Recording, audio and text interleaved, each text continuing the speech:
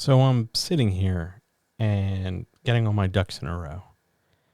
And I got to tell you, podcast people especially, this one's weird.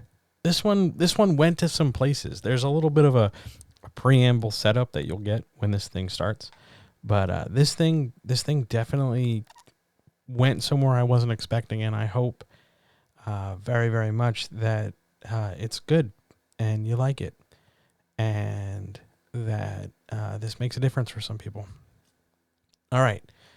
Yeah, I'm going to let this thing count for like 15 more seconds, and then we're going to get started while I shove more water nervously in my face.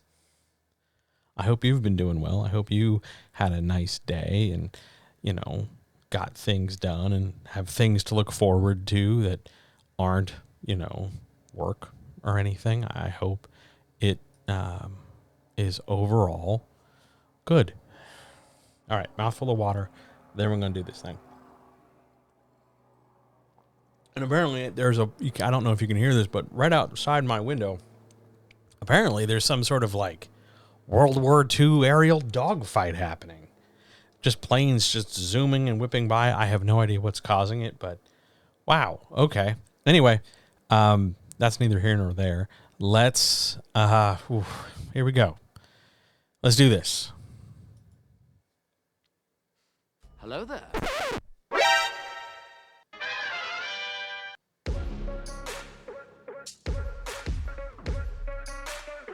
Gosh, Bruce, yes. I'll get these darn verbs if they kill me.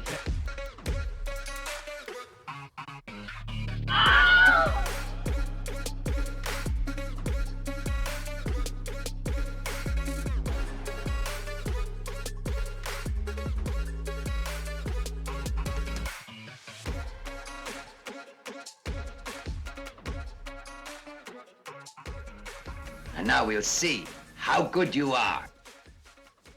Oh, man. I forgot I threw the Warcraft guy in there. Yeah. I'm enjoying the new intro. I'm really quite proud of myself on that one. So, hello. Hi. How are you? I'm good. Are you okay? I'm nervous. You can tell. But it's nice to be here. It's nice to be back in your eyes and in your ears. Hello, Twitch chat.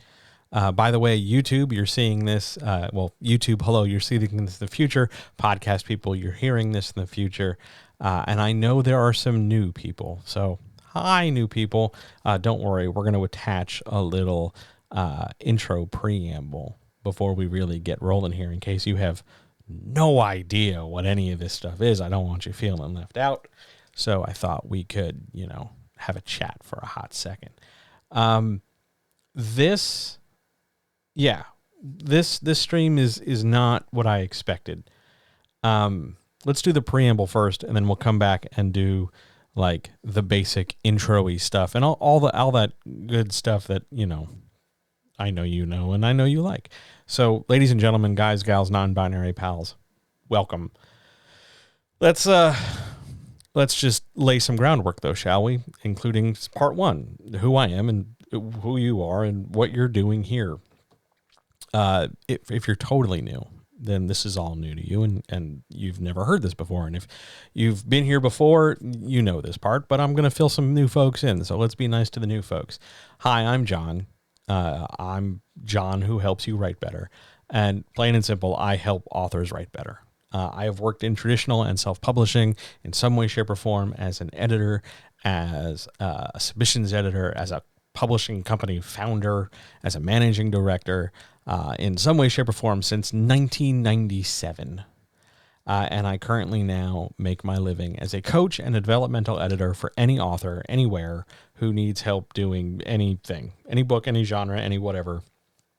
Whether it's your first book and your first draft, or you're the fifth book and you're trying to get it out the door, whether you're battling writer's block, whether you are suffering and struggling with just trying to get started or just trying to finish or getting published at all, I want to help.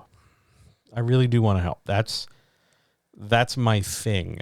I love to help. It's kind of what I'm good at, frankly. There are other things I'm good at, but this is the one I'm good at and proud of at the same time. This didn't always start that way. I used to be less helpful until I kind of got my head out of my ass and figured out what the hell was going on. And it has evolved since, the early 2000s into the current thing you are watching now, which, if you're just curious, there are podcasts, there are streams, there are videos. You're watching it right this second. And you can get John Helps You Write Better as a podcast wherever you get your pods casted. Just search for John Helps You Write Better. It's on all the platforms. It's practically daily. And you should know that if you're ever looking for personal help, you can head over to johnhelpsyouwritebetter.com, click on the appointments button. It's right in the top. You can't really miss it. And coaching, working one-on-one, comes in 2 flavors, 30 minutes or 60 minutes. It's all laid out on the website. It's pretty straightforward. But overall, predominantly, my job, my goal, no matter what I'm doing, whether I'm talking to somebody about how to market a thing, or whether I'm talking to somebody about how to write a better sentence, or I'm talking to a class, or I'm teaching whatever, I want to help. It's very important to me that your art exist out in the world. When I was younger and stupider, I wanted your art in the world because I wanted some kind of credit. Look at me. I helped this person make a thing. And as I've gotten older, it stopped being about me by the way, you also your product. It was more just, me. And now it's more you. I want your book on my shelf. I want your photos in my face. I want your art on my walls. I want your t-shirts. I want your hoodies. I want your mugs. By the way, if you have mugs, come on. Could we bring mugs back, please? Pint glasses, beverage holders, stuff like that. Could we merch it up again?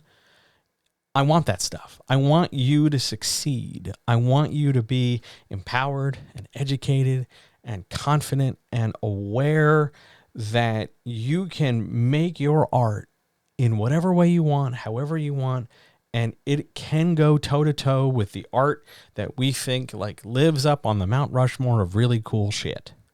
You are absolutely capable of that. No problem, no doubt, no cap. You can just do it. You can be that good. No matter who you are, no matter where you are, no matter how many times you've struggled with this before, you can get better. And you can get done, and you can get started, and you can improve, and you can go beyond your biggest writing goals. Sometimes it just takes some support. Sometimes it takes just some education. Sometimes it takes a little bit of both. But you can get well beyond point A to point B, all the way down to point Z if you want.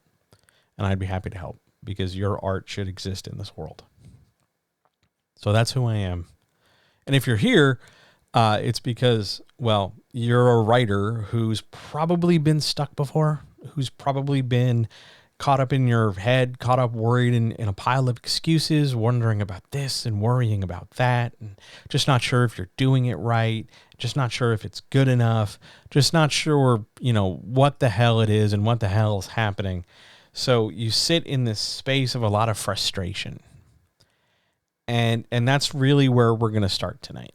Originally, this stream started off as a very angry rant. I have a temper.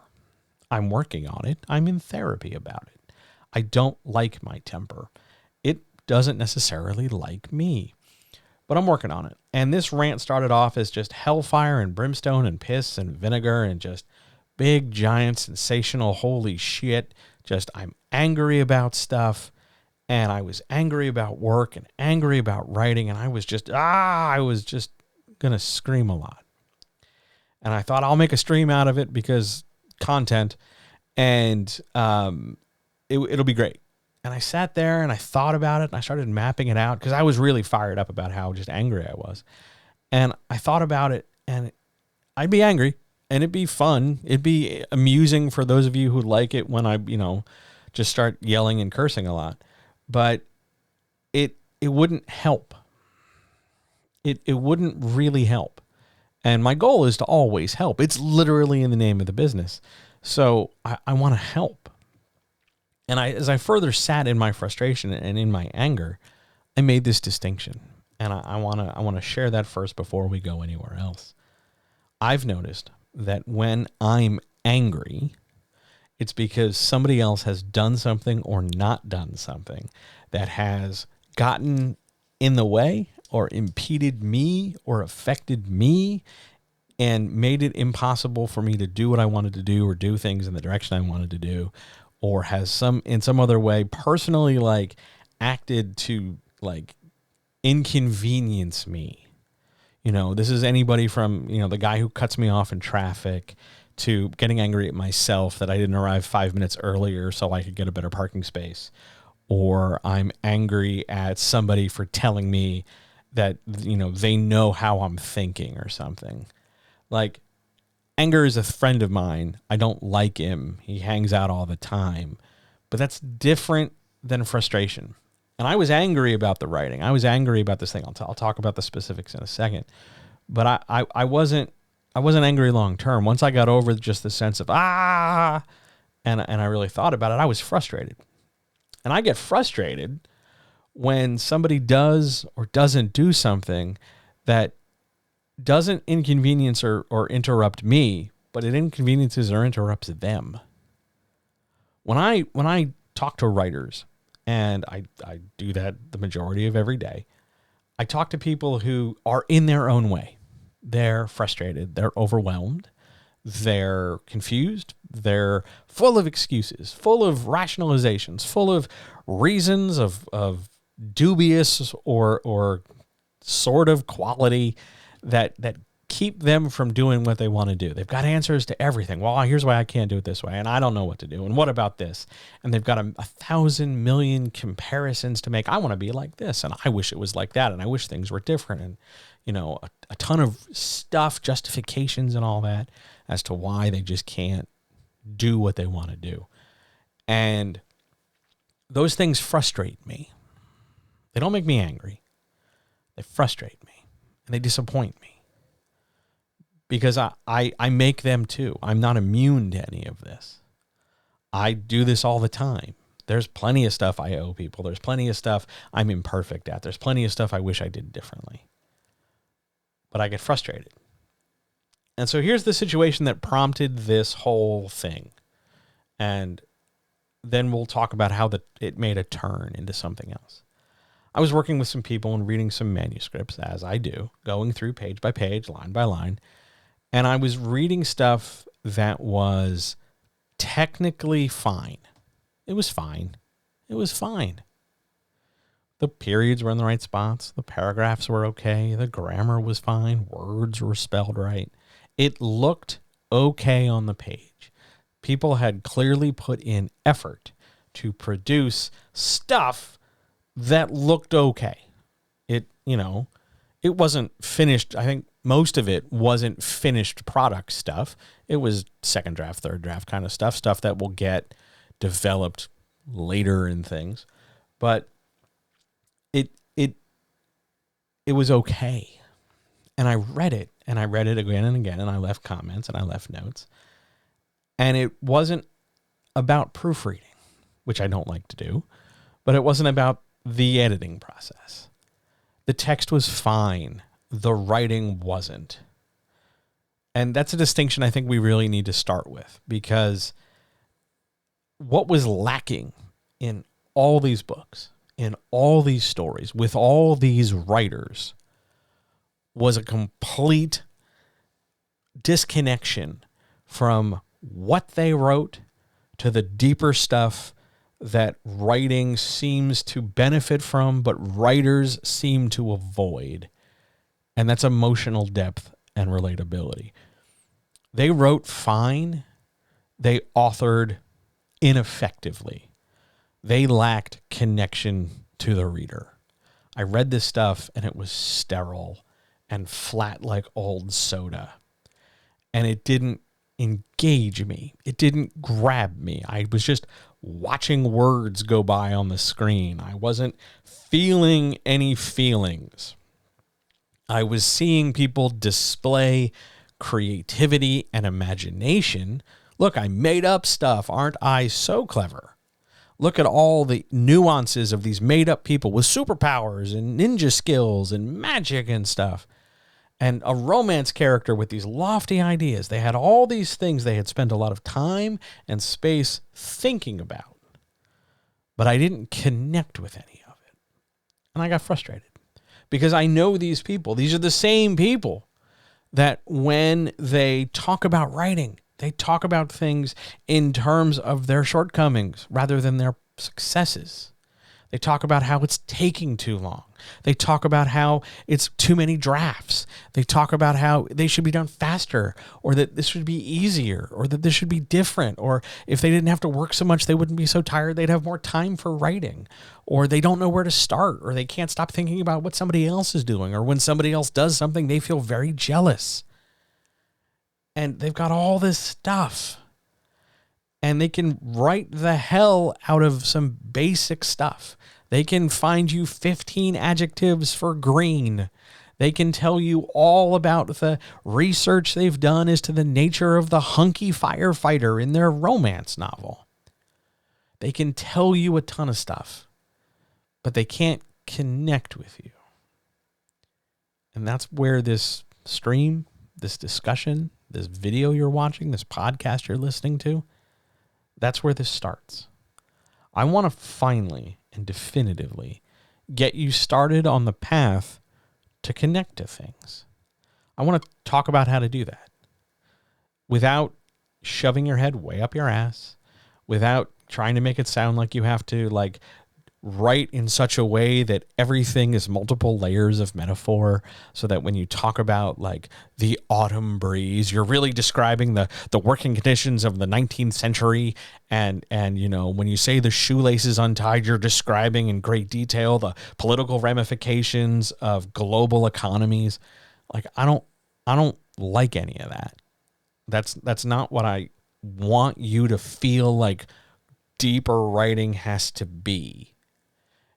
It doesn't need to be those things. And I know you can walk around into other writing spaces, whether that's Substack or whether that's writing communities with various hashtags, and you can find people who have somehow contorted and built writing around this sound, around this idea that writing that isn't deeply, complicatedly erudite and abrasive and stuffy isn't good, and that genre fiction in particular is kind of garbage. And I want to throw rocks at all of that today. I want to tell you that that's not at all right, because I want to tell you that the emperor has no clothes. This idea that writing has to be sounding a certain way, or that you have to write a certain way, or that you have to adopt some kind of persona to be that kind of writer is all nonsense. Because it's all about connection. It's all about finding how you can relate to somebody else, no matter what you're writing, whether it's a science fiction story, whether it's a romance novel, whether it's a blog post, whether it's a newsletter, whether it's whatever. You have to connect to people. And you can find that advice anywhere. There's loads of human beings, grifters and skeevy folks and people with good intentions but poor teaching ability, who will tell you 10 times from Sunday, you got to be authentic, you got to connect, you got to be authentic, you got to connect, and then not tell you how to do it. I don't like that either. Because, yeah, it's hard to explain how to do it in a way that immediate and quick and, snap, poof, we get it, because that's the sort of way we want digestible content in some spaces. But it is possible. You can learn how to connect to other people. The problem is, as it was with the people whose manuscripts I was working with, to connect to other people, you first have to connect with yourself. And that kind of vulnerability is terrifying. It's scary. It's hard. It's messy. It feels weird. It feels unsafe. And that's the key to creativity. So we're going to get there. We're not starting there. We're going to get there. But for now, we're going to lay out some basics and some ground rules, okay? This is a marathon. What you're writing, how you're writing it, how you're thinking about a career, whether that career is, I'm going to write this book and then never do it again, or I'm going to do this for the next 30, 40 years, or you're doing that new trend that I saw on social media that I was talking to somebody about, or somebody was talking to me about, where it's like they have this post where they're staring off, like it's a TikTok or something, they're staring off into space, and they're like, I'm willing the universe to, get my book series turned into like a streaming television show. And they haven't written the damn book. They haven't even started the second draft or whatever, but they're already like calling their shot Babe Ruth style. And now, first of all, props for calling your shot. Good for you. That's great. I hope that works out for you. Second of all, none of that's how that shit works. You can't just do that. Like, for all the time and energy you would spend calling that into existence, you could write like 5 or 10 screenplay pages and build a little like pitch and make a story Bible and be in better position to not only write your fiction, but also pitch a series down the road. But to understand that, you got to stop thinking about this in terms of like, I got to get this done quickly, and I got to get this done well, and I gotta be better than something, and that there's a million short-term sprints to do that just add up one after the other to get where you want to go. Stop thinking about sprints. Stop thinking about short-term bursts and like a cheetah or like a drag racer that flies down the road and then runs out of gas. Stop thinking like that. This is a marathon. You have to think long-term and endurance. And part of that endurance comes not from, I'm wearing the right kind of shoes, or I've mastered the proper foot technique, because in those cases, the right kind of shoes, at least for our writing metaphor, is the software we use, or the way we put the words on the page. And the proper foot technique is all those questions people ask about the basic level writing stuff. How do I write a second act? What is a flashback? How do I make a character arc? That's your foot technique. That's important. Absolutely, that's important. But that's only part of a marathon. That's only part of what we would have to talk about if you were running a marathon. There's a metaphor in martial arts that says from the day you start to the day you get your black belt, that's sort of like the intro stuff. You hear this too in academic circles when you get your master's and your PhD, that, up until that point, pre-masters or pre-black belt, you're learning the basics. Then all of a sudden, once you get a black belt, once you get your master's, once you get your PhD, that's where the doors really open up and you actually get to do whatever it is. You get to really understand karate or judo, or you get to really understand your particular discipline. And when I initially heard that, because I didn't immediately have my black belt or my master's or anything, I got really angry because that seemed like it was going to be forever and a day away. And then I advanced further in my field, and it's kind of accurate, because when I was younger and I was starting to do this, and all I wanted to do was sprint. All I wanted to do was show how fast I could go and show you how quickly ahead of you I could get, and then sort of hold that over you because I was better than you for 10 seconds. And I thought that was the best way to do it, because I won, because I was better, because I was accomplishing stuff, and look at me, and look at me, and look at me. In the long term, though, it doesn't work that way. No one cares. No one cares. What matters is what you produce long term and how you get to your goal. And whether or not you're happy with yourself when you get to your goal, as you get to your goal. And this is a marathon where, yeah, we care about our footwork. And yeah, we care about the shoe we're using because it facilitates us moving our feet. But we think about this not in terms of, we just have to tie our shoes and then just start going. We think about this in terms of endurance. We think about this in terms of nutrition. We think about this in terms of prep. We think about this in terms of mindset and organization. And this is a marathon. And because this is a marathon, usually what happens when I start talking about marathons is I give you this kind of rah-rah speech. I tell people all about how you got to win and you got to persist. And that's true. You do get to win if you stick with it. But this, what you're listening to right now, what you're watching right now, is not a motivational win the race. It's not at all. This is me talking to you. This is me pointing some stuff out, Maybe it applies to you. Maybe it applies more to the person next to you. Maybe it doesn't click with you right now, but maybe when you listen back to this later, it'll click to you then. Because this isn't about winning a race. This is about where you can do better. And this is where you can do better and do better and do different. Because that's the trick. That's the thing we talk about. We couch that in loads of different gimmicky languages. We talk about that in a lot of phrases and a lot of technical shit. But really, all we're doing when we're writer adjacent, when we're working with writers, or we're trying to sell them very overpriced, expensive, dumb shit, we're finding different ways to facilitate you doing better than you're doing right now. I don't have a lot of fancy gimmicks. I'm just me, and I talk into this microphone, and then people go do stuff. There's no like $9,000 specialty stuff. I'm not interested in spending the time. I don't even have $9,000 to do that with.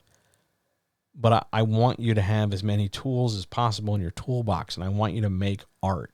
I don't want you just to tell stories. I don't want you just to get very good at writing in the past tense. I want you to make art. And to do that, for a lot of you, you're not bad humans. You're not broken. You're not deficient. You're not in error. You just need more help than you've got. You need more tools. You need more support, and or both. And that's okay, because you're going to get some here. So let's cover some just straightforward, basic, technical stuff. No gimmicks, no frills.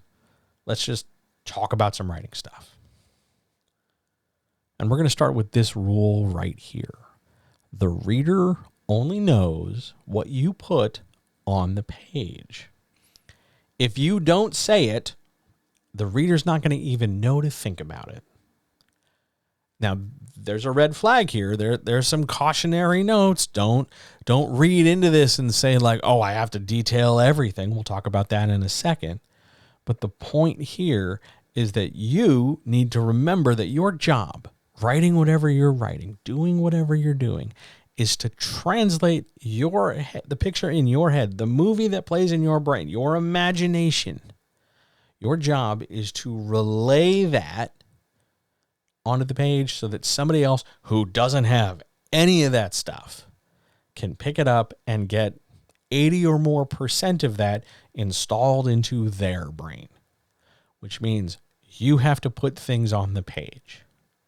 Now, sometimes it doesn't really matter, and we can skip over some stuff. We'll talk about that when we get, you'll see where when we talk about that.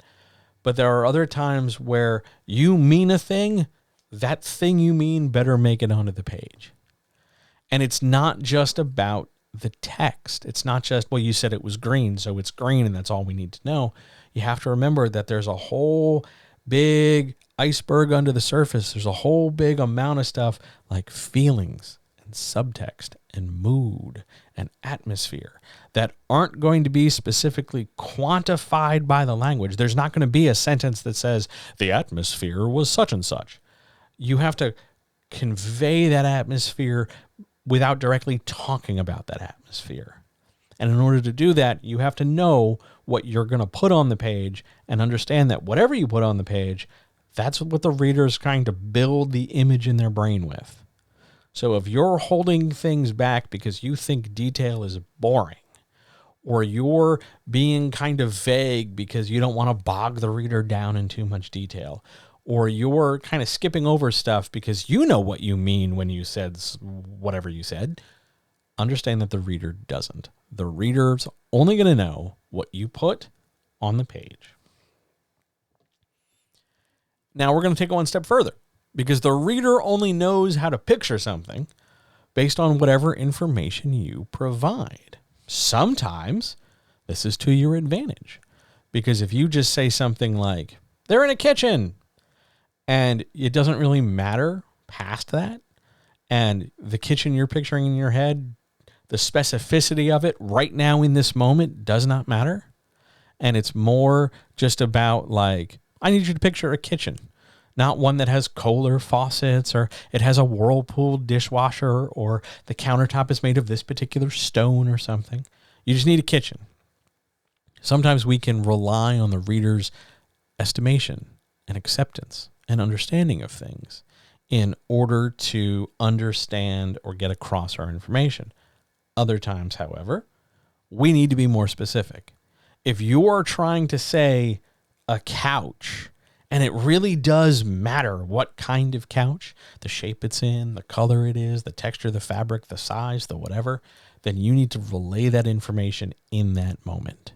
Not all of it forever. It's not like we're only going to talk about the couch on page 3 in detail, and then the reader's just supposed to remember hundreds of pages later, like the exact paragraph you wrote about on page 3. It's just that at the time when it matters, say something about it.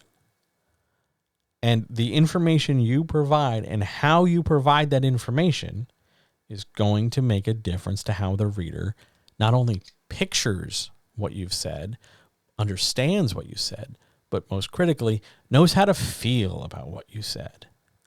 Your word choice here is only part of the picture. Your grammar here is only part of the picture. There are important things because that helps us organize information, but it's not the only thing. You have to remember that it's more than just showing off that you invented some stuff. It's about how it feels to the reader. How do things come across? What kind of atmosphere, mood, tone are you trying to set? Or is this just you sitting down telling me a story and I need to sit crisscross applesauce on my carpet square so that during library time you can read at me? That's not the best relationship to get into if you're producing work to be read by anybody over the age of about 7. You have to know that the reader, will picture only based on what you say. So if you say couch with minimal other qualifiers and it matters about the couch, you are trusting that the reader fills in the gap with either completely knowing what you mean when you say couch or knowing that whatever couch they picture in their head, is it brown? Is it leather? Is it overstuffed? Is it fabric? Is it ugly? Does it have flowers on it? Is it secondhand or the spring sticking up out of the back? Whatever you let them picture, you're okay with. You have to provide this information, not because the reader's stupid, but the reader just doesn't know. They only know what you put on the page, and they're only going to know how to think and feel about what's on the page based on the information you provide. And that information is not only fact, it's also feeling. Let's dig a little deeper. So here, we're going to grab a paragraph. I grabbed a paragraph from a client. She said I could borrow her stuff. And admittedly, this is a simple paragraph because I didn't want to grab anything too complex. But we're going to take this paragraph apart. So here we go. Pour me another one. On the other side of the bar, the old wrinkled figure that served as a bartender complied without comment. He was used to it by now. Now, I made a couple notes here. First note being, it opens with a quote. That's not automatically bad, but that quote's going to serve 2 functions and they're worth talking about. One, that quote is going to have a sound to it. How is it said? What kind of voice is making these mouth sounds? That's one part of it. The other part of it is, based on what the quote is, what words are being said in what order with what intention behind them, they're going to convey something about the character that's doing the speaking. If we look at the language and we take it apart a little bit, pour me another one suggests that there were ones previous to this. That's important. They're not represented here specifically in the paragraph. Maybe they will be in the next paragraph. But for now, it's important to see that the words we choose aren't just a demonstration of, I made a thing up, yay, but that they serve a function and a utility. They communicate something. So when we look at the second sentence, which, by the way, is the biggest sentence in this paragraph, on the other side of the bar, the old wrinkled figure that served as a bartender complied without comment. The word we've got to find the word that carries the most weight, and that's complied. That's the verb. Most often the word doing a lot of the heavy lifting is going to be the verb. Complied without comment suggests that this bartender, and it's verified by the next sentence, he was used to it by now. It confirms that the bartender's been doing this before. So what we've got here is a scene with absent description. We know there's a bar. We know there's a person, and we know that there's a bartender on the other side of the bar who is pouring a drink, or who did pour a drink and who has poured drinks previously. But that leads us to the questions like, where's the description? What should the reader imagine? Where is the camera? I talk a lot about cameras. I like cameras. I like visual stuff. I like media. I like film. That's one of my first degrees. So I tend to think about things as though my brain is playing out a movie. So I want to know what I'm supposed to be picturing in my head. Pour me another one. How does that sound? What sort of being, because they might not be human, what sort of being is saying that? How is it said? I have no dialogue tag. I don't necessarily need all this information right here in the first paragraph, but I need something. What should I picture? Should I hear the words and hear the sound before I see a visual?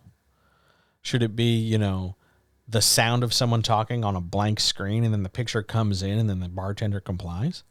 What does the bartender look like? Well, I know he's old and wrinkled, but is he a raisin, or is he like a little old person, or is he like a super old person? What should I imagine? I'm looking for these opportunities. I want to care about what I'm reading. I want to connect with what you've got on the page. You understand what you mean. You wrote this paragraph. You know what you mean. You know what to picture. But your job isn't just to write down what's in your head. Your job is to write down what's in your head in a way that takes what's in your head and allows it to be put into my head. And then on top of that, to do all that in such a way that I feel a feeling that I didn't otherwise feel prior to reading this paragraph. That's the hard part. That's the vulnerable part. That's the part that elevates your text from something sterile and descriptive. He did a thing, they did a thing, this happened, that happened. He, the character, felt this way. Tell. Description, show. It's all flat. The camera is one of the ways we make it less flat. You think about what the reader should picture, and you control that dispensation of information. Is the camera behind the person speaking, so they're hunched over the bar, so we're looking over their shoulder at the bar and at the bartender? Are we, is the camera fixed at the edge of the bar, so it's looking up across the length of the bar, and we're seeing the two people sort of split with this barrier of emptiness between them? Where are we positioning the camera so that we know what we can describe, so that we know what we can detail, so that the reader has a sense of what they should be picturing, rather than just reading and accepting information without any kind of quality, without any kind of qualification, without any kind of understanding of context? It's just, you've given me fact, statement, sound. I have this stuff. What do you want me to do with it? We press on. Because maybe when they said there's a wrinkled guy behind the bar, this is the bar. Here's an image of a bar if you're listening to the podcast. It's dark and it's a stock photo of a bar that I grabbed from, I think, Pexels. It's a bar. There's large varieties of liquor behind it. There's stuff on the counter. There's some fruit. There's some cocktail glasses. There's some weird bar lighting. It's a lot of browns, a lot of beiges, a lot of woods, a lot of high shiny shit. If this is the kind of image you want the reader to know, if this level of detail is what you want the reader to know, some amount of this has to make it into that paragraph. Yes, it'll slow things down. Yes, it'll take time. But it's worth it, because you're trying to get this bar into my head. You're trying to get across the weird fruit that's sitting in a little tray, and this weird log plant thing that's in the background, and the sink, and the shininess of the bar, and the weird, ugly, modernist chairs. You're trying to get this picture across to me. You don't want me just to picture the college dive bar I used to go to. You're not trying to picture the fancy cocktail bar of the 1920s speakeasy. You have a particular bar in mind. Your job is to put it in my brain, To do that, you're going to use a visual combination of tools, a sensory combination of tools, so that I know what to picture. And you're going to do it in a couple sentences. Doesn't have to be perfect. Doesn't have to be all at once. Just needs to be there. If this is what you want the reader to imagine, how are they supposed to know that if you don't tell them? That's why that matters. And here's where we get to the other side. Remember that part where I talked about how you're going to know that the reader doesn't need to know everything? This is that moment. Because if you tell the reader everything, the history of every dust bunny and inch of wax and the shininess of the this or the that or the Rockwell hardness scale of the fake gemstones and the dish and the number of trees in the back and all that stuff. If you overload the reader, they're not going to be able to parse the information because you've given them too much. You've, like this picture on the image says, it's just clutter. You've just stacked a million things on top of each other. There's no quiz at the end of your book. There's no test to see if the reader was a good person and they get a sticker and a free chocolate milk at lunch if they remember every detail.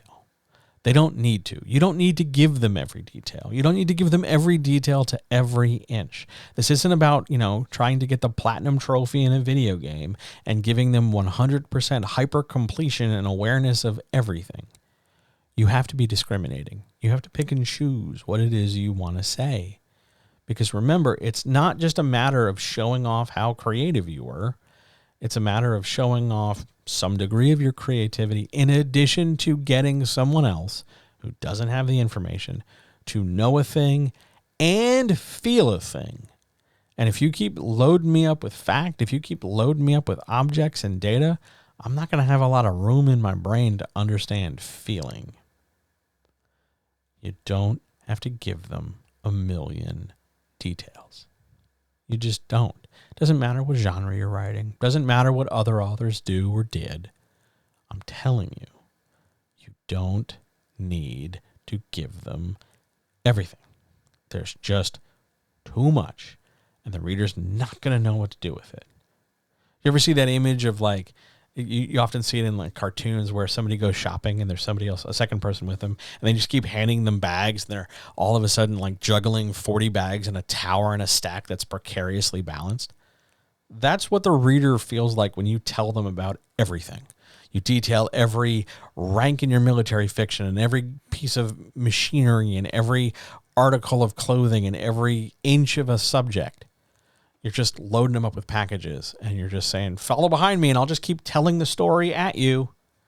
Do you think that's an enjoyable experience for the person carrying all those bags? Do you think that encourages someone to go shopping with you again if they know all you're going to do is just buy everything and then make them carry it all? Do you think that's what they want? Do you think that's what they said when they were like, yeah, I'd love to go to the mall. I got some stuff I want to buy. I want to have an experience. Probably not. We need to consider that when we write. It's not about crafting with 100%ness. It's about communicating some balance, around 80% or so, of what they need to know in addition to what they feel, not only in this moment, but also the moment slightly ahead, so that they can shape the story as they go, so that they can connect with characters. On we go. The reader wants to feel like they're in the space, whatever the space is, with the character or characters, and what's happening on the page is happening while the character is there. Doesn't matter if we're talking about past tense. Doesn't matter if we're talking about present tense. Doesn't matter if we're in first person. Doesn't matter if we're in second or third person. Doesn't matter if it's MPOV. Doesn't matter if it's a flashback. The reader wants to feel like the story is happening all around them, actively, in an engaging way, so that they can picture it, so that they can feel like it's there. If you want your characters to be tense, because, oh my God, where is the killer going to find us? If you want them to be scared, if you want them to be excited because, oh man, I think Rocky's going to punch that guy in the nose. You have to communicate those things through more than just descriptions and statements, through more than just saying Rocky was excited he was going to punch a guy in the nose. You've got to do better than that. You've got to use a variety of tools. not just sentence structure, not just punctuation, not just a demonstration that you can write an error-free sentence to communicate what they need to feel and what they need to picture. So in this image on screen, if you're watching the video, there's a bench and two people, they're the same person. I cloned them in Photoshop.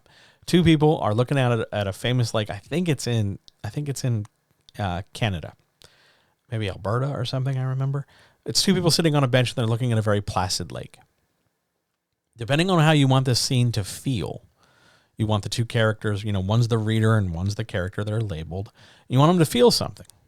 Depends on what that thing is, but you want to position the reader as close to the character as possible to get the same feeling or experience. Character feels X, we want the reader to sort of more or less feel X.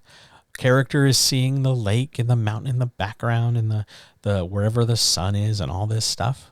You want the reader positioned more or less right there too. If we put the character in some place and then we move the reader someplace else, we're doing it for a good reason.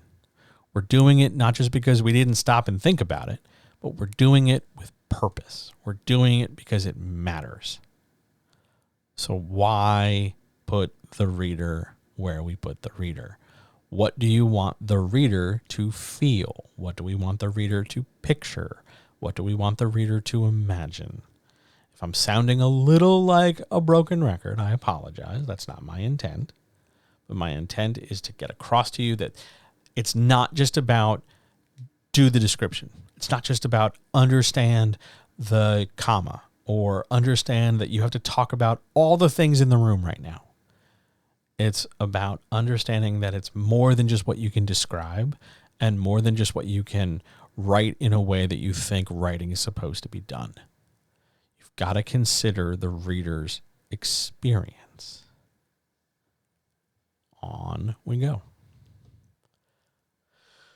So let's think a little abstractly here. Let's think about it in terms of we have three things, 1, 2, and 3 to think about. So we put 1, 2, and 3 in space. In our slide, it's a big orange space. And 1, 2, and 3 are green things. And the reader is a stick figure, as in my delightful drawing here on screen. We have 3 questions to ask. And we're going to ask these questions every sentence. Every sentence. I don't care. I know you're about to object. I know you're about to say, John, that seems like I'm going to slow my writing down. I understand. I hear you. I hear the resistance.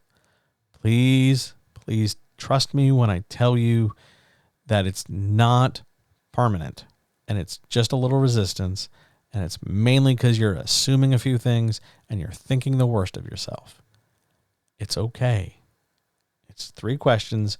They're all going to, get answered more or less at the same time. And it'll help you in the long run. So your first question is always going to be, where does the camera start? We have a scene. We're in that bar with the bartender and the person asking for a drink. Where's the camera? Where do we start? What do we see? And then over the course of things, we have to ask from 1 to 2 to 3, where does the camera need to move if it needs to move? Chances are, yes, the camera should move. We're not making like a middle school film project where, we borrow mom and dad's phone or camera or something, or we're doing it on our iPhones and we just park the camera in a holder and then everybody sort of walks into frame and then walks out of frame. Like the camera's mobile. We can pick it up and move. We don't have to rush. We don't have to make it sloppy.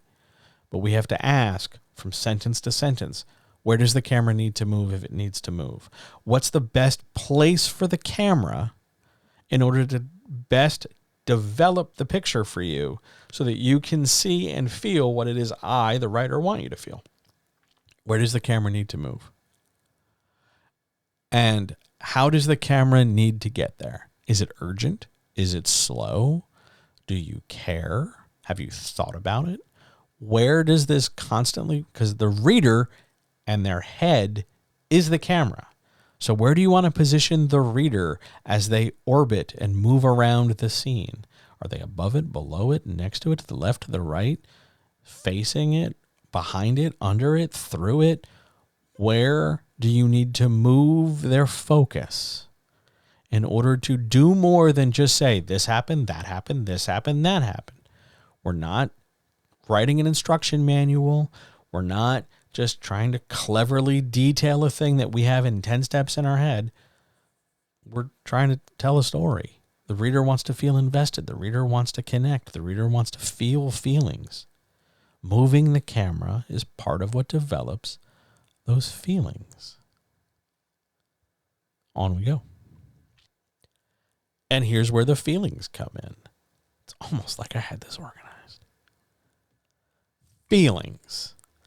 Here's where things get a little abstract. And if you've been a long-time viewer, or you're a client, or if your family and friends who have known me for a while, you know that this used to be a very not frequently discussed element. I used to write this stuff off a lot because it would get very abstract in a hurry, and that made me uncomfortable because it was something I knew and felt but couldn't explain. Well, things have changed, and now I can explain stuff. Feelings in our writing is not only the feeling that the scene has a certain pressure or tension or joy or base level simple feeling. The feeling is also the mood of the character, the mood of the room, the mood of the potential story that's developing, and at this point in time, where it's at, where it could be, and what's going on. The feelings, we talked about that iceberg under the surface. Here's all the stuff under the surface. Your characters have feelings. You have to explore them. Your rooms and spaces carry emotional weight. The reason why characters are in the rooms they're in doing what they're doing is motivated not just because, the plot says I have to be here. It's motivated because the character has a goal. Because the story has more than just this event happens to these people in this room. Then we go to this room where another story happens to other people. It's more than that.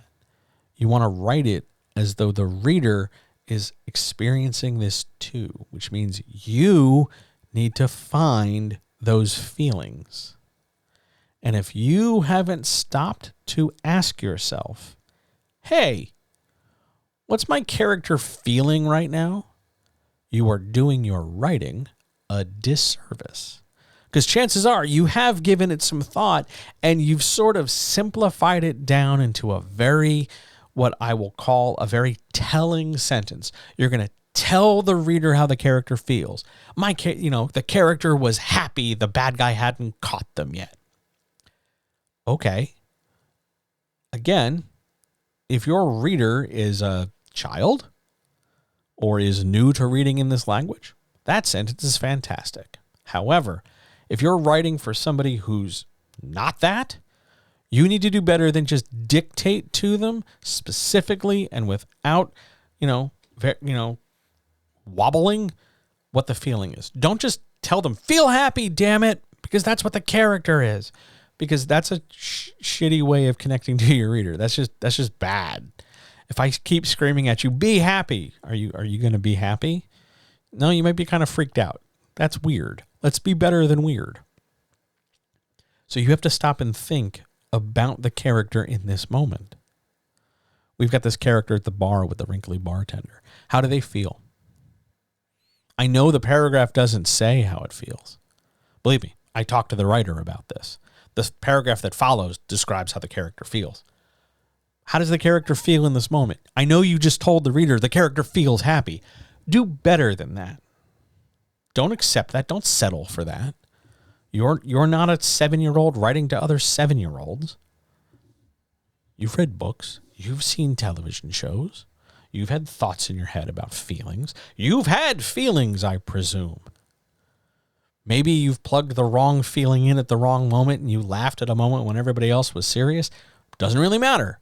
But you have an awareness of feelings. And in this moment, the character has a goal and is trying to do something or trying to avoid something or trying to accomplish something or trying to get away from something. But they've got this plan and they're doing something about it. How do they feel? Put it into words. and express it by doing more than just saying the character feels X. And if you're sitting there scratching your head going, I don't understand, I hear you. You're going to build a bridge. Because your character, I don't care if your character is a supernatural whatever. I don't care if your character is in a romance novel, it's a fantasy ninja, it's a, I don't know, let's think of something melodramatic. A half angel, half demon love couple. You, the human writing the story, need to build a bridge to your reader. That's what we do. Your characters feel things in the moment. Here, your burglar character has broken into a house and they feel a certain way because they haven't been caught yet. Because reasons that we'll get to in the story, for purposes that we'll get to in the story, the character has a feeling. Rather than look at the action the character is taking and lock yourself into researching that action and then using that to describe the feeling, which is a real common pitfall for writers. They say to themselves, well, I have to learn about lock picking because my character is going to pick a lock. And if I can detail lock picking, then somehow the reader will understand how good it feels to pick a lock. No, just no. That's not a thing. Don't confuse the conceptual development of something with the intellectual presentation of fact. Your research into how, you got to move the pins with the rake and lift things with the tumbler and, pay attention to how things physically, tactilely respond to various prongs and stuff.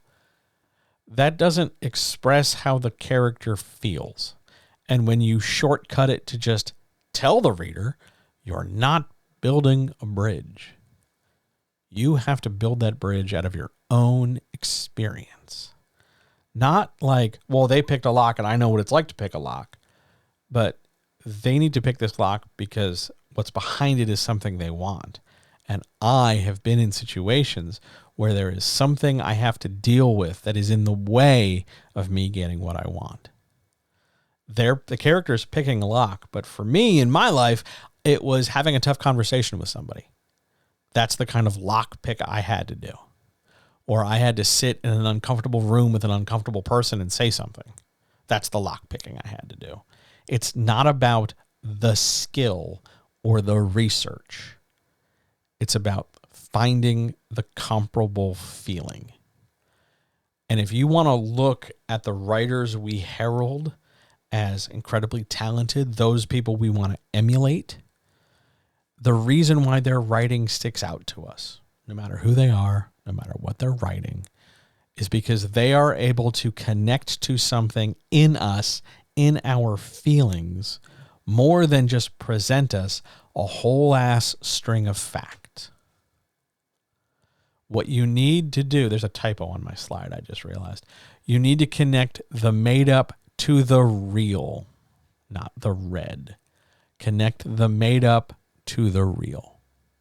It doesn't matter if you've never picked a lock. It doesn't matter if you've never, been sexually attracted to the hunky firefighter. It doesn't matter if you've never been a knight in a fantasy novel. What matters is that these characters, human or not, supernatural or not, bipedal or not, immortal or not, have feelings. And you're trying to share those feelings, not just dictate and say, this is Kevin. Kevin has feelings, you guys. But the reader wants to feel like they understand Kevin. And they want to feel the same thing Kevin is feeling when Kevin is feeling this feeling. Kevin, the immortal half devil, half angel, who's in love with another half angel, half devil. Kevin feels a certain way in this moment. The reader wants to feel that same feeling. And if you tell them how to feel, you are robbing the reader of the ability to figure it out on their own and be rewarded for caring about your work. You're making it harder to build a bridge. To do this, you need to think about more than what you can imagine. It's not just about, I'm going to come up with another thing and that'll solve the problem, or I'll give them another fact and that'll solve the problem. That's That's not this. You need to show up for yourself. You need to look at yourself and find your characters in you. And for some of you out there, this is going to seem real weird as shit because you're writing characters who are very much not you. You're writing scientists and mercenaries and superheroes and immortal supernatural beings and romance characters and people who have big exciting lives when you think your life is boring as shit. It doesn't matter. It doesn't matter. You are describing people and you're thinking that the thing is big and complicated when really we're talking about something really superficial. It's not that different than saying today I'm wearing a gray t-shirt. Yesterday I wore a blue t-shirt. I can change it. I can change it because I made it, because it's mine. I can just swap details. You don't want Kevin to be a half angel, half devil anymore? Poof, Kevin is an accountant now. Okay. Just change it. You need to show up for yourself and find the part of you that is your Kevin. You need to show up and find in yourself the concept of the hunky firefighter and ask yourself, what do these characters mean to me? What do they represent? I'm aspiring to be attracted to a person like this. I wish I were confident like this. I wish I were somebody who had the freedom this character has. Not just, it'd be cool if I could change shape like this character. Because fine, that's nice. Again, who are we writing for? But you want to think about what part of you is described by or what absence in you is made manifest by your character. You might not be the really mega suave spy in your novel, but you might really want to be that confident. And then you can take your feeling, your absence of confidence, and you can turn it inside out and say, well, if I were in this situation and I wouldn't go anywhere near the femme or the homme fatale, and I wouldn't certainly walk into the dangerous, smoky casino, but the spy is the absolute opposite of me in terms of confidence. So I guess this guy would totally just swagger right on in there. Use your own experience to your advantage. And if you're about to tell me, but John, I don't do anything. I just have this job I do all the time. And I live in this small town. And it's, I have kids and a dog and bills. I'm not talking about your LinkedIn profile. I'm talking to you about your human experience. All the birthday parties you went to and all the times you had your heart broken and all the times you were frustrated and angry for whatever reason, and the times you were excited and the times you felt good, the times you were surprised and the times you were lonely and the times you were horny and the times you were honest and the times you lied to protect somebody else and the time you were satisfied and the time you were confused, and all those things like that will find their way to shape how you see the world. And by extension, they will find a way into how you build made-up worlds and made-up people. And the reader isn't here for your made-up people and made-up worlds. They're just vehicles. They're here because they want to find out that when you describe how you were lonely, it kind of matches how the reader has felt lonely. And so that the reader can connect with that. That's what we talk about. That's the authenticity. That's the magic trick. That's the thing that connects people. So when we look at writing, like pour me another one, then the old bartender complies. He was used to it by now. Other than asking, where's the camera and what do we picture? We have to ask, how am I supposed to feel? How do these characters feel? Where can I plug in some emotions? And for a lot of writers, the disconnect comes in from, hey, wait a minute, you just told me to describe things visually as though I'm watching a movie, and now you're asking me to feel things. Yes. Those two things are not opposed to each other. They're not opposite poles on a magnet. They're not, two things that will never fuse together. You know how when you watch TV, you felt something? You liked that TV show? You liked that moment where that cool thing happened? It's because that movie or TV show made you feel something. How that did that is because it wasn't just the specific action it took. It was what that action represented. It was what that moment made the character feel, and the relationship the character had to you, making you feel it too. That's what this means. You're building a bridge to your reader, not because you got real imaginative. You're building a bridge to your reader because you are able to understand your life so that you can better try and understand the reader's life. That's scary. You have to sit there with your shit. You have to sit there with the parts of you that don't feel so good. You have to sit there with the parts that you like. You have to sit with the parts you don't like.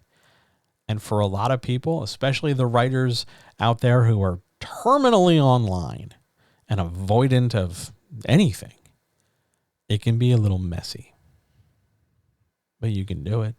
I know you can. You're good enough. I'm going to take 2 seconds and have a mouthful of water, and then we're going to move on. If you're out there in chat and you have questions so far, fire away. I'm all ears.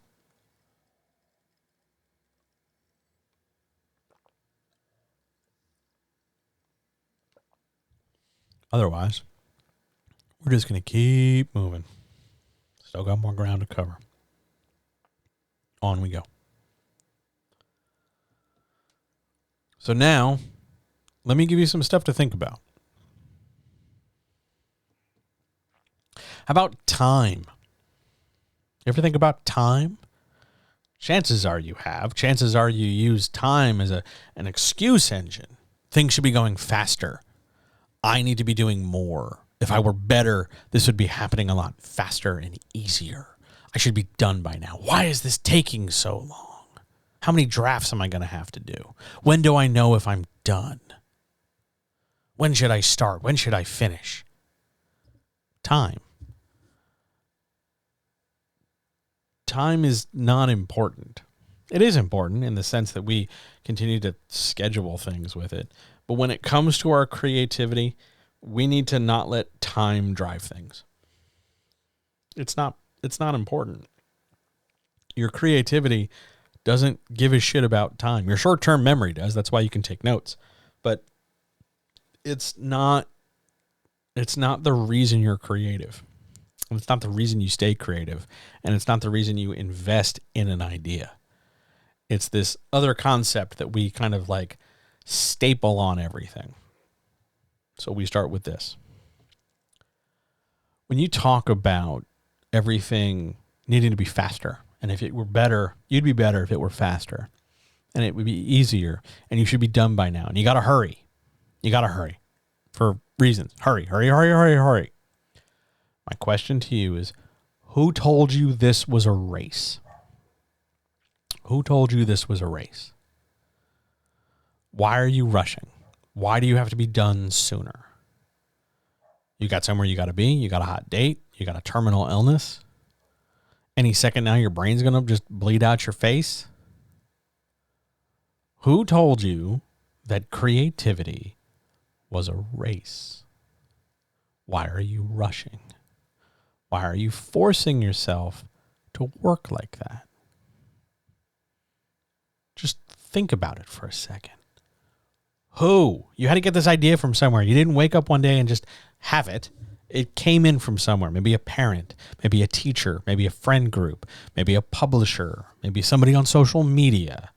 Maybe a combination and confluence of sources said something to the effect of, you want to write what's trendy or pay attention to market things or be popular or stay on top of things and don't be old fashioned or don't fall behind or, somebody criticized you and you just internalized that as, I got to go faster.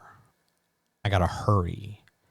and somebody at some point talked to you about how well you're doing and talked about how well you were doing and decided to measure it so that you weren't last. Like, good people don't finish last. They don't take forever. If you were good at something, it wouldn't take you so long because you're good at it. Something like that might have gotten into your head over the years from any number of sources. It's not a race.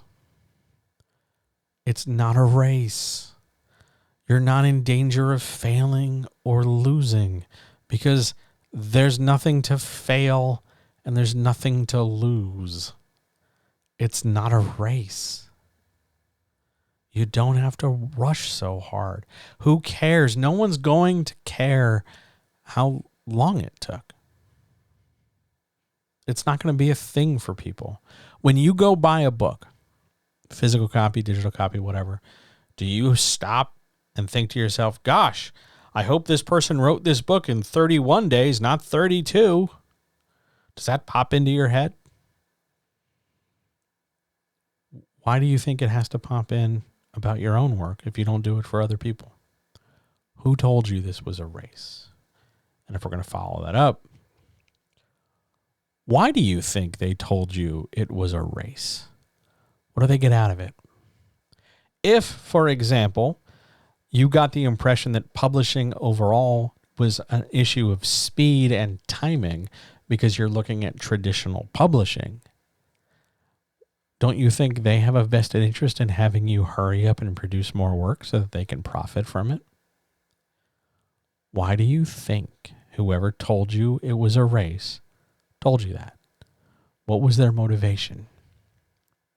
How did taking on this pressure, how did taking on this excuse engine help you? Has it ever helped you? And if the answer is, I don't think so, why do you keep doing it? Your writing is not conditional on time. The quality of your work is not built around time. The quality of your work is about your understanding of what we talked about in parts, way back when. The how do I communicate the image in my brain part. Time has nothing to do with it. When you're brand new at something, of course it's going to take you a while to get it right. Do you think that matters? You're new. You'll get better at it. It won't take as long, but no one's sitting here measuring how long it takes. It's not a race. You'll just get better the more you do something. You don't have to hurry. You don't have to rush through anything in order to demonstrate that you're good enough. You don't have to do anything like that. You just don't. Why do you think people want you to keep hurrying? Why do you think it's okay to believe them? Why do you think it's okay to do that? You're plenty good at this, and you could be even better at it if you would stop pressuring yourself with time for some reason. I understand that you don't have a lot of time because of other things like capitalism, but that doesn't mean you need to sweat time so hard that you make it harder for yourself to relax and create. It's not a race. You don't have to run it. You just need to make stuff. Connect with people. It's worth it.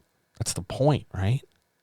Even if you're doing this entirely just to, make a boatload of cash. First of all, there's better ways to make a boatload of cash faster. But you're making books just to make a living, make cash and make bank and not do anything else. You're going to make money no matter how fast you go, because you'll just keep producing books and keep marketing them and people will keep buying them. You don't have to rush. It's not a race. Look for the thinking behind your relationship with time and see if it can be and should be and needs to be changed. And remember this. You get better at something, anything, when you choose, because it's a choice, when you choose to to go slow, to learn the technique, to learn how to do a thing. If you rush and race through because you just want to get something done, how careful are you being? How considerate and mindful and aware are you being? If you race through a scene because you think it should just be short and over and done with, how well are you getting that picture into somebody else's head? If you are rushing to move the story along to get past what you swear are the boring parts, how well are you building that bridge to your reader?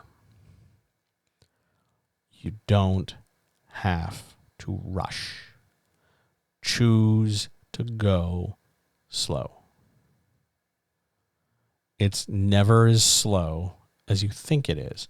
And if your goal is to produce the best work you can, to figure out how to do this really well so that you can do it 25 more times in your life and produce 25 books and die very happy and very creative, since you don't have to do them all right this minute, you don't have to produce all 25 of them in the next 25 days like a maniac, choose to go slow.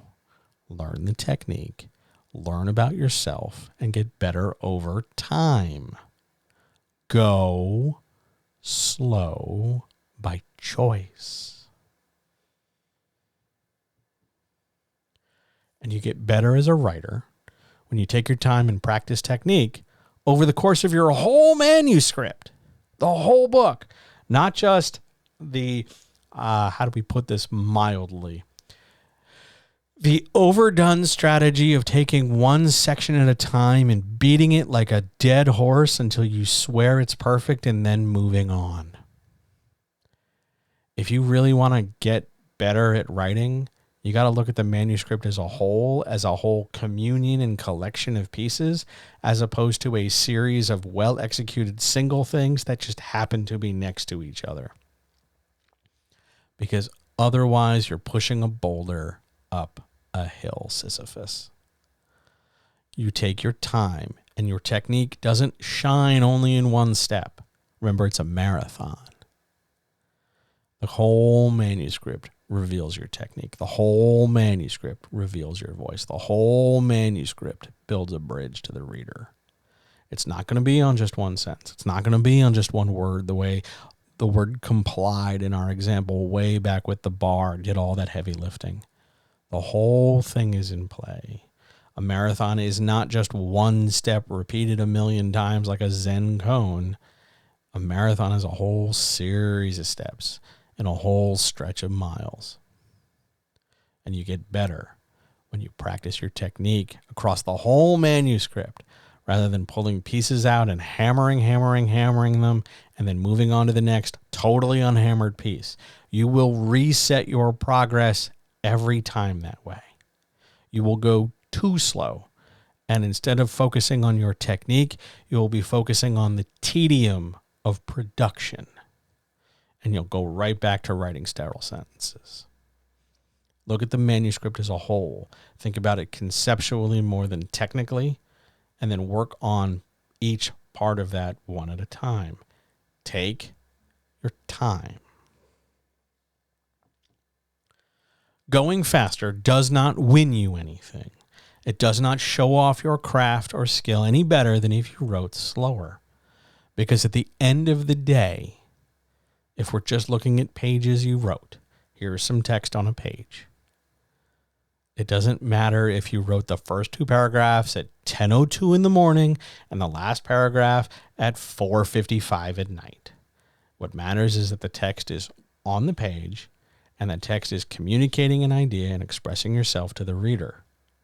It doesn't matter if you wrote real fast or not. It just matters that there's stuff on the page.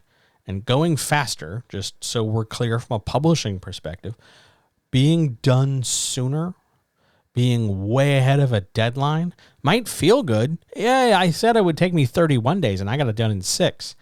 As a human being who makes his living doing that, telling people I'll be done in 20 days and then being done in 4, it feels great because I get a couple days to put my feet up. But then all of a sudden I realize I need those extra days because I've burned myself out a little bit. Going faster does not win you anything. There's no extra prize. generally, people don't pay extra for having it done sooner.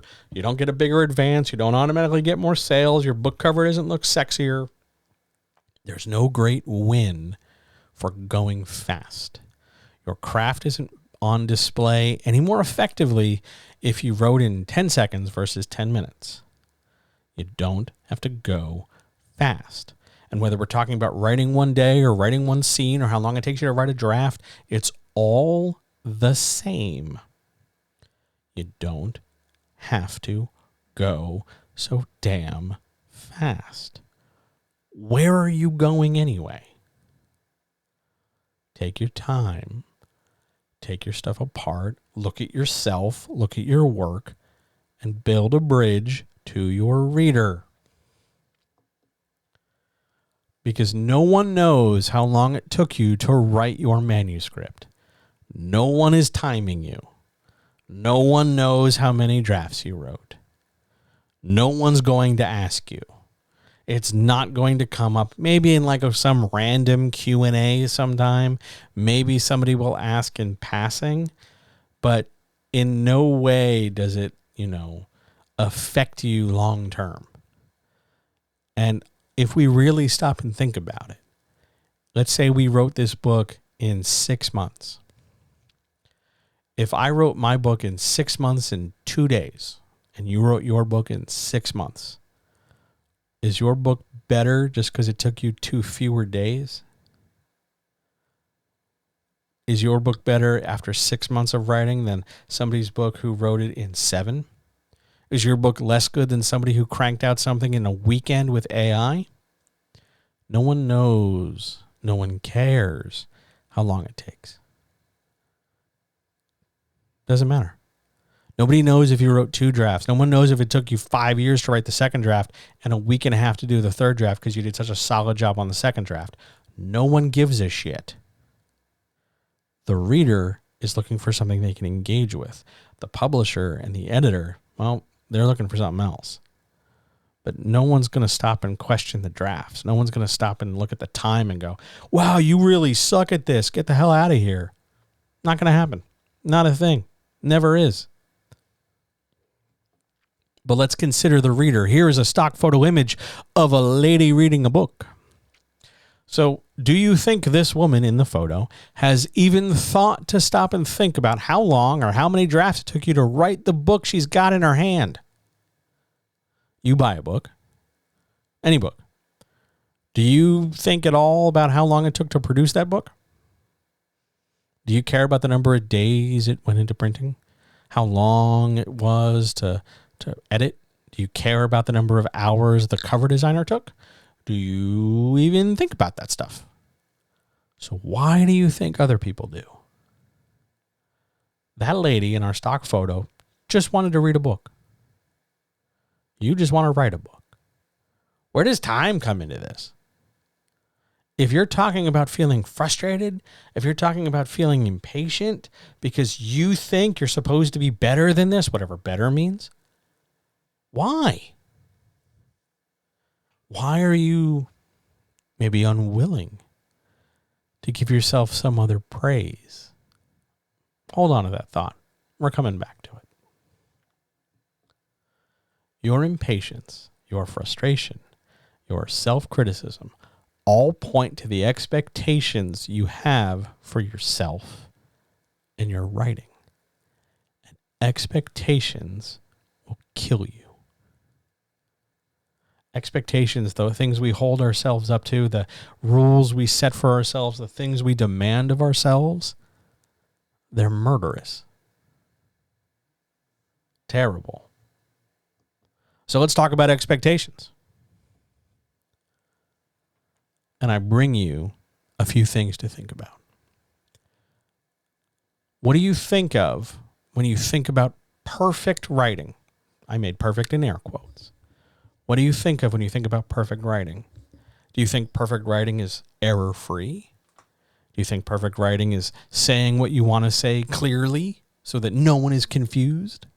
Do you think that perfect writing shows off how talented or clever you are or how imaginative you are? Is perfect writing writing that makes the reader feel something profound and deep? Is perfect writing writing that proves that you're as good as or better than somebody else? Is perfect writing saying something the right way? Or, a little bit more intensely, is perfect writing writing that no one can criticize? And is perfect writing writing that no one will reject or dislike or give less than 5 stars at? Why do you make such a big deal about your writing needing to be perfect? What are you trying to say? What feeling are you trying to communicate? What's the matter? Why does it have to be perfect? Why is this a big deal to you? I'm not telling you you're wrong. I'm not angry with you. I'm not yelling at you. I'm sincerely asking. You talk about your writing and wanting it to be perfect and it needing to be perfect and it needing to be a certain way and it needing to be good enough. When you talk about that, what does that mean? What is that? You say it so often. Don't settle for just, well, it means it's good enough. It means it's good. Okay, what does good mean? What does good writing look like? What does good writing have that your writing doesn't? Is it just that it's free of errors? Because your writing was free of errors. You ran it through spell check. You ran it through grammar check. Your comma's in the right place. You've capitalized the right thing. It's error free. What's the problem? Why is it not good? Did you not say something clearly? Okay, word choice. Is it not clever? Does it not show off what you mean? Is it not profound? What does good writing mean? What does that look like? Why is that such a thing to you?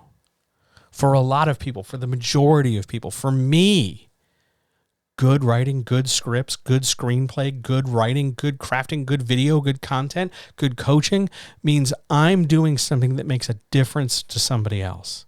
And that it is, on some level, while good for them and helping them, it is better than they could get somewhere else so that I feel validated. It tells me that I'm good enough too.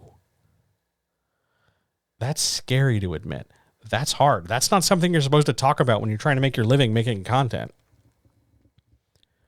Good writing and perfect writing are these real crazy expectations that are almost impossible to achieve. If I sit here and tell you that I'm trying to be better than the other coaches out there, I've already lost. Because a lot of those other coaches, well, they're not very good at teaching, but they're really good at charging you large sums of money for very simple things made far more complicated. There are some very good coaches out there, but they work in very different ways than I do. They're not comparable. Yeah, we talk to people, but you talk to people. That's not the same thing either. What does good mean and what does perfect mean and what are you trying to do?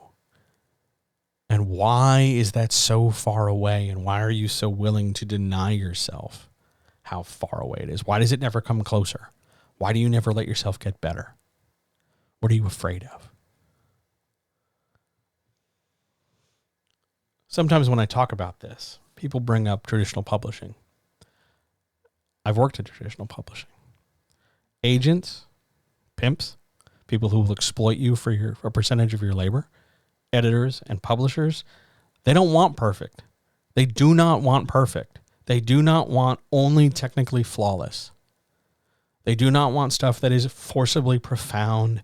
They do not want stuff that is free from criticism. They do not want stuff that is, zero defect, rolls off the assembly floor, absolutely fine. They only want something they can sell to somebody else because that's the job. That's how they make money. That's what they're interested in. They will couch it and wrap it up and package it under the idea of, we want to make our readers like our books and feel good. They'll talk the language of building a bridge, but they're not really interested in building a bridge. They're looking to build a bridge based on what they can sell to somebody else. Perfect has nothing to do with that because they can always take a book and edit it. They'll shape the thing they want to get into an alignment and a construction that they can sell. They're not just scrubbing out, you screwed up all your commas. They'll fix your comma errors for you, and then it'll be free from defect, and they'll just put that out. They want something they can sell. They got to make some money back. They want to sell. They don't want perfect. They're not looking for art. They're looking for product. That's different. Now, your road to your goal, because we're going to talk about perfect some more, doesn't look like any other road. It's all yours. It's your road. It's your path. Your path from where you're at to where you want to be. Your path from how you're writing now to how you could be writing down the road later on. Could be straight. It could be curvy. It could be all over the place. And it's all yours. And it's not about being perfect. And it's not even about being good enough, as though you have to do the maximum to be at the bare minimum of everyone else. Your road is your road. Your journey on it is yours. It doesn't look like anybody else's. It's not going to look like anybody else's. And it will take you as long as it takes to get where you want to go, on the assumption that you put in the work. If you run away, if you avoid it, if you stop because you're scared, because you don't ask questions, because you're afraid of looking stupid, because you're afraid of admitting you don't know, because you were told you were a gifted and talented kid for years, and then all of a sudden you got to be an adult and you felt really overwhelmed in life, and then you realized you didn't know what to do. So you just didn't try, and you were afraid to approach things with difficulty because you never really learned how to fail, because everybody wanted to just protect you and insulate you because they didn't want you to have to worry and go through hard stuff. So they tried their best, but in the end, you just had to learn how to fail, and you didn't learn that until you were in your 40s and alone. Your road is your road. It's not going to look like mine. It's not going to look like hers. Not going to look like theirs. Your road is your road. It's not easy, but it's yours. And you'll be on it for a long time, unless you want to get off. But if you want to get off, get off. If you want to get back on, hey, guess what? The road will still be there. It doesn't have to be perfect. It doesn't have to be good enough. You just have to own it. It just has to be yours.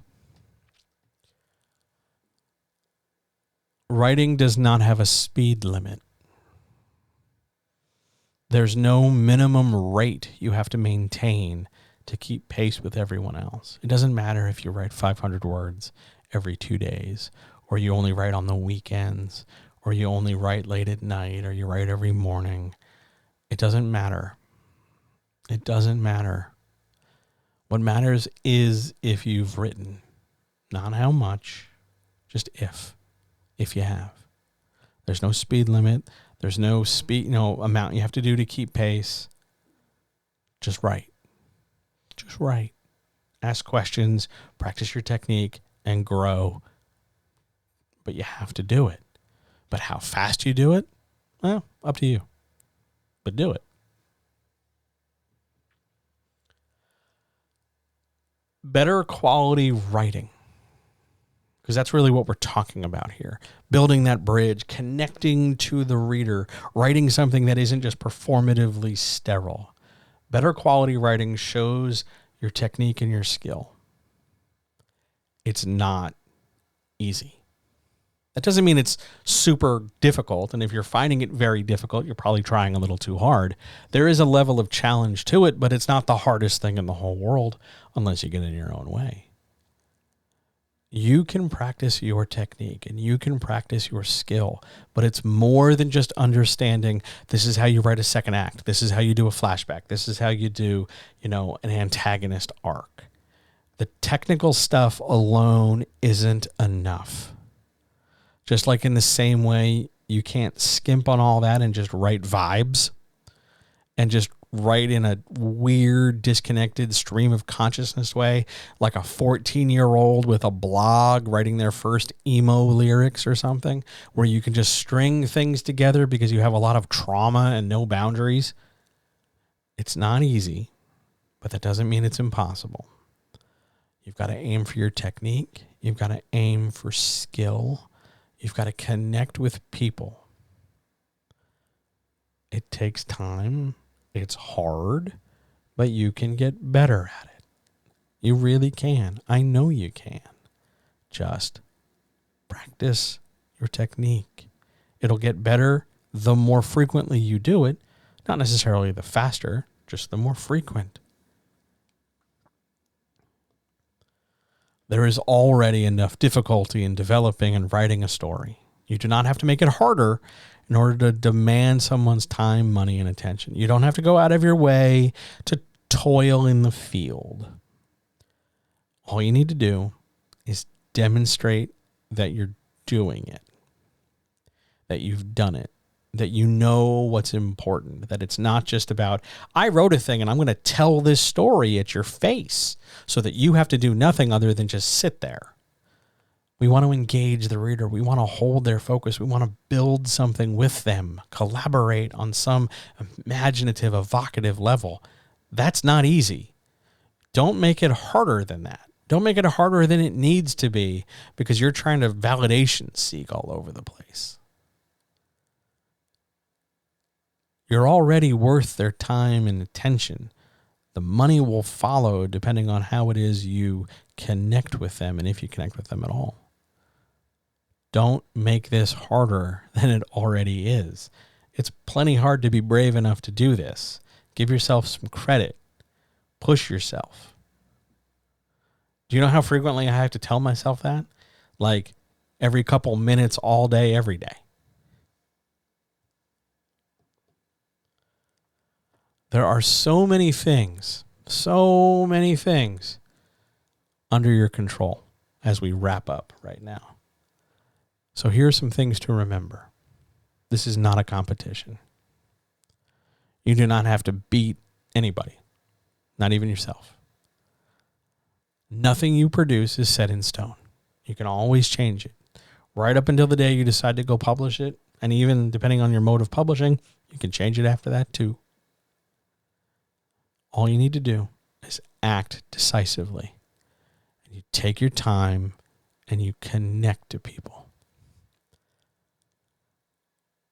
How people do what they do, other writers, how they do it, what they do, that doesn't reflect on you at all.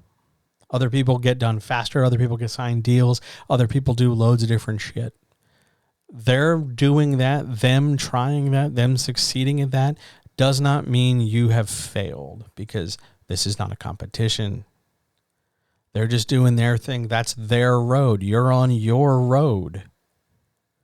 Sure, you might have some of the same goals in mind, but your road to that goal looks different than their road. That doesn't mean you're failing just because they're succeeding. It's hard sometimes to accept that because you see the success they're having and you become aware of the success you are not having. If I get one more goddamn newsletter from a writing coach who tells me they just made $80,000 and bought a fucking boat, I'm going to scream. Because I'm over here trying to rub together $200 for groceries. It's hard. It's scary.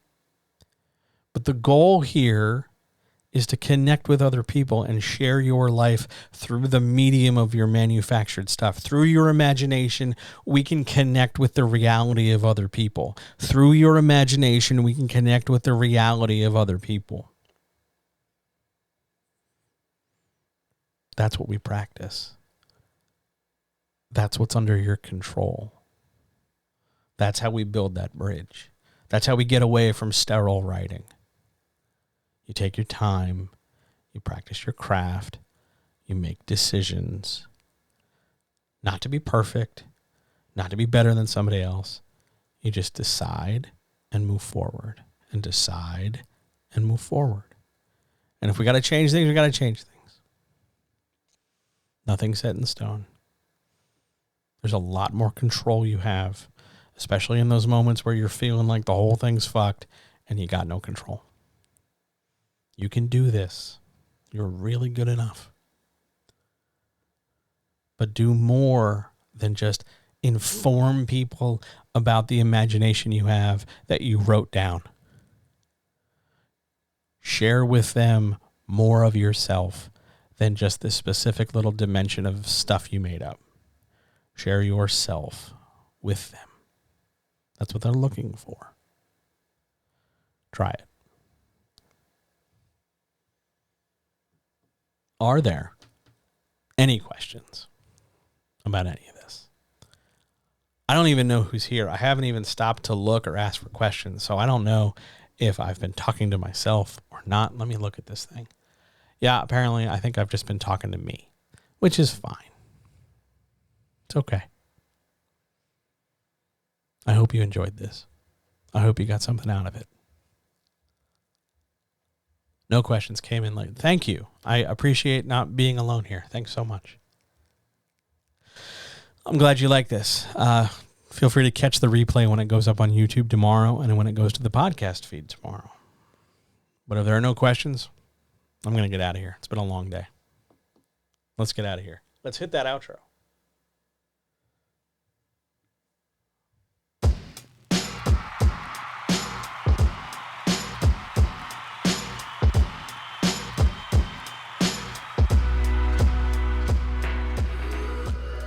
Man, that was long. In rehearsal, I got to tell you, it was only like 35 minutes. We went like an hour and 40.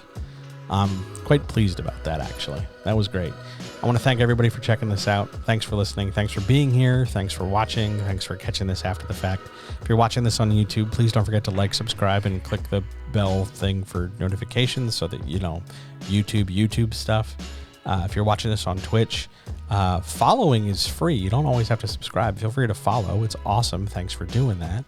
And if you're listening on the podcast, feel free to leave some comments, or you can leave tips on the podcast feed now too. Thanks for being here. This one was good.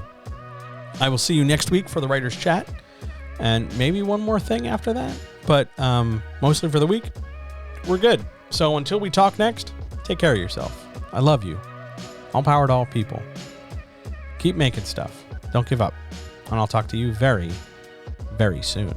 See you.